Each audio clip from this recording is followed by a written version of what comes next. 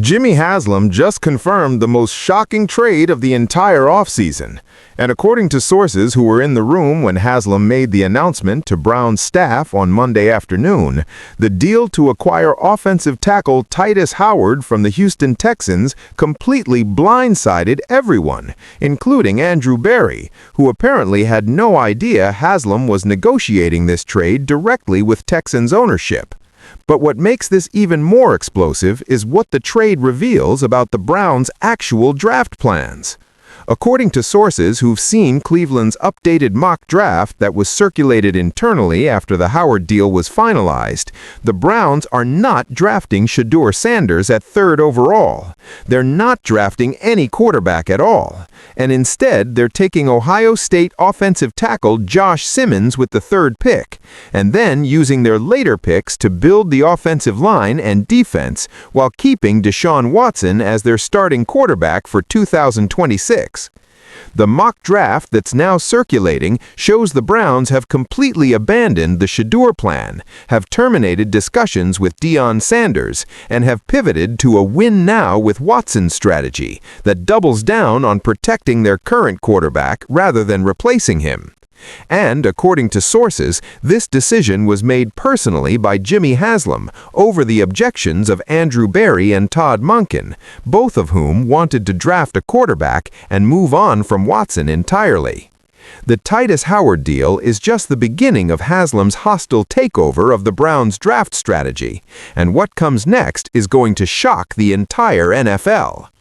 The Tytus Howard trade confirmation happened on Monday afternoon, March 3, 2026, when Jimmy Haslam called an emergency meeting of Browns football operations staff and announced that he had personally negotiated and finalized a trade with Houston Texans owner Cal McNair to acquire offensive tackle Tytus Howard. According to sources who were present at the meeting, Haslam delivered the news with visible pride, treating it as a major accomplishment that would transform the Browns' offensive line. But according to sources, the reaction in the room was shock and confusion rather than excitement, because nobody in the football operations department knew Haslam had been negotiating with Houston, and several people, including Andrew Berry, were visibly upset about being blindsided.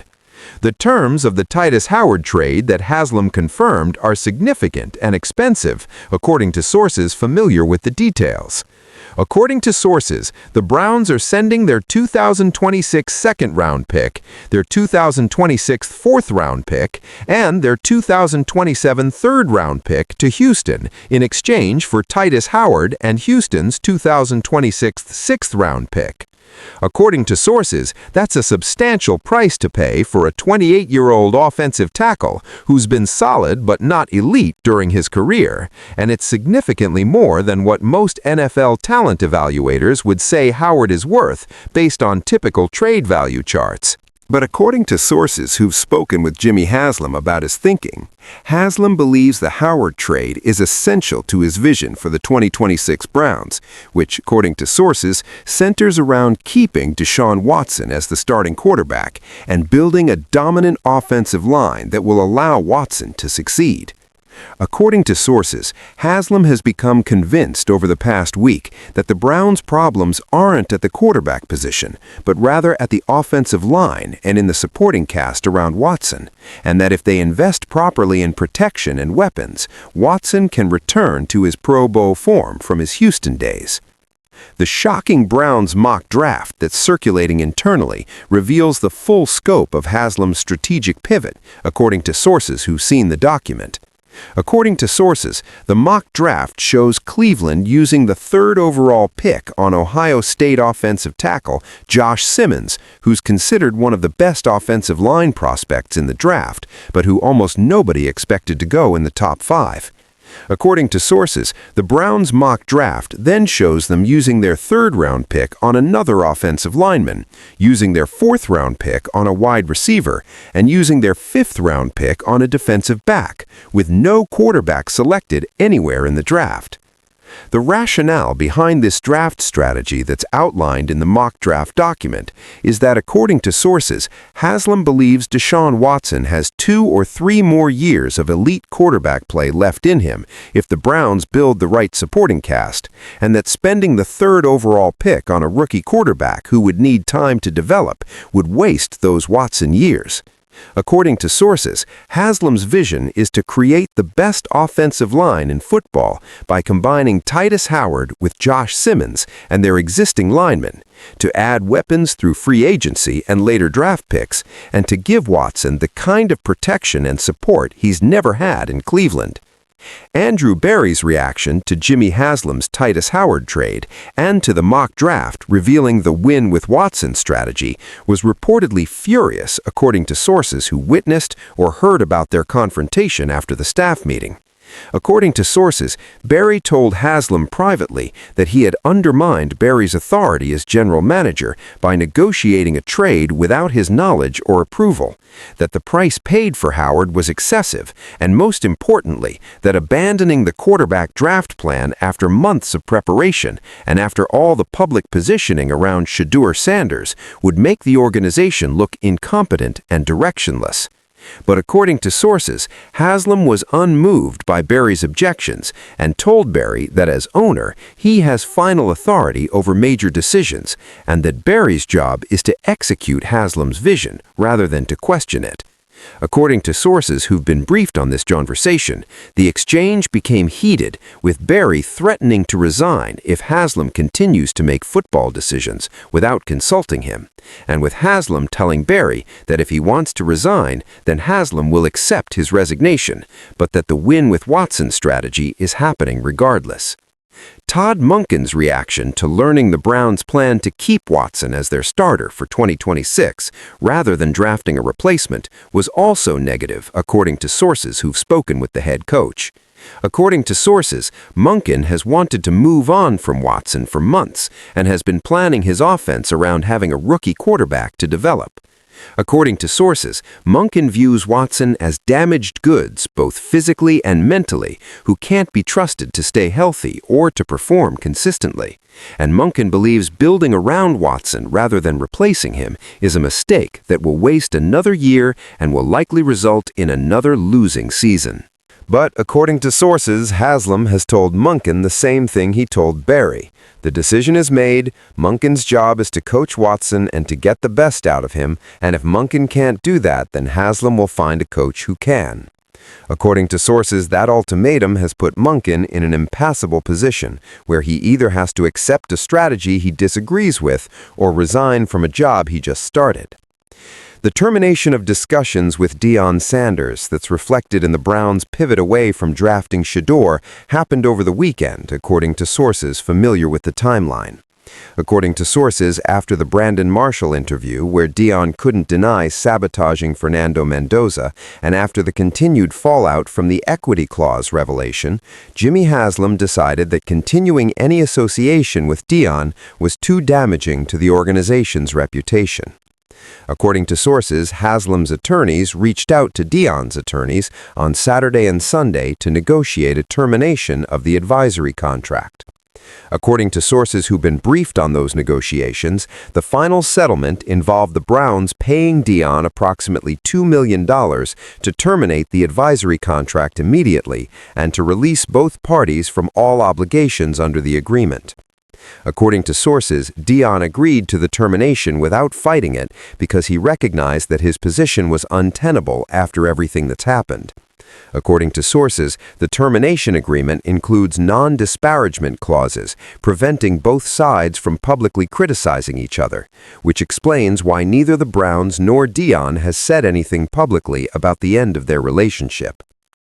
The impact of the Browns not drafting Shedeur Sanders after months of public positioning is going to be enormous, according to sources who understand NFL draft dynamics.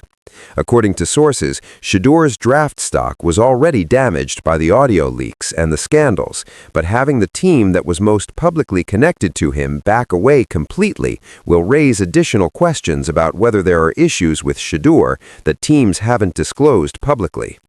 According to sources, several teams that were considering Shedeur in the back half of the first round are now reconsidering whether he's worth the risk or whether they should focus on other quarterbacks.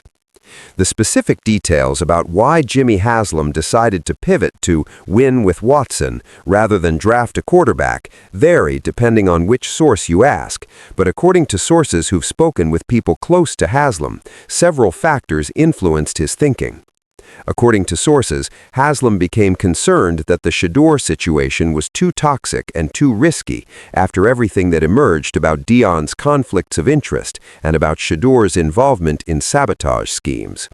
According to sources, Haslam also became convinced by people advising him that Watson deserves one more chance with proper support before the Browns give up on the massive investment they made in him.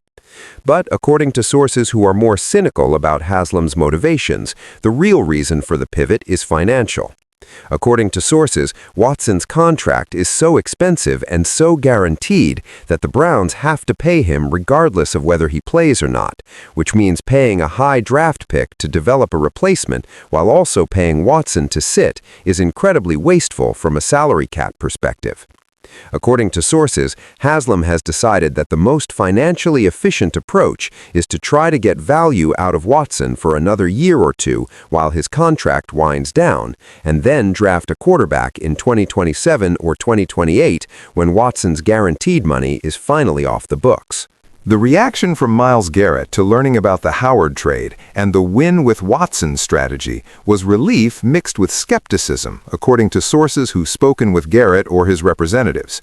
According to sources, Garrett sees the Howard trade and the offensive line investment as evidence that the Browns are trying to build a winner, which is what he's been asking for. But according to sources, Garrett remains skeptical about whether Watson can actually be successful, even with better protection, and Garrett is still considering his trade request, depending on how the rest of the offseason unfolds.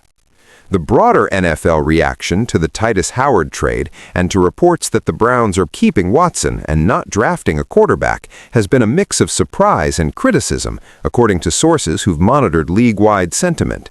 According to sources, several executives and coaches have told reporters privately that they think the Browns are making a huge mistake by investing in an offensive line for a quarterback who's shown he can't stay healthy or perform consistently.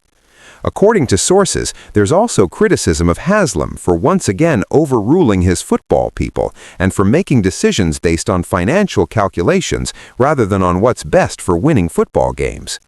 The Houston Texans' perspective on the Tytus Howard trade is that they got excellent value for a player they were willing to move, according to sources familiar with Houston's thinking. According to sources, the Texans believe Howard is a good player, but not irreplaceable, and getting multiple draft picks, including a second-rounder for him, represents great value that they can use to continue building their young roster. According to sources, the Texans were surprised that Cleveland was willing to pay so much, but were happy to take advantage of Haslam's eagerness to make a deal. As of now, Monday evening, March 3, 2026, Jimmy Haslam has confirmed the Tytus Howard trade and has internally revealed a mock draft showing the Browns' plan to draft Ohio State tackle Josh Simmons at 3rd overall, keep Deshaun Watson as their starter, and not drafting a QB. Haslam made this decision over Barry and Monken's objections. The Deion relationship is terminated. The Shedeur plan is abandoned after months of public commitment. Haslam's win with Watson strategy represents ownership interference destroying the Browns' ability to build sustainably once again. The termination of the Deion relationship, the abandonment of the Shedeur plan after months of public commitment, Haslam's win with Watson strategy represents ownership interference destroying sustainable team building once again.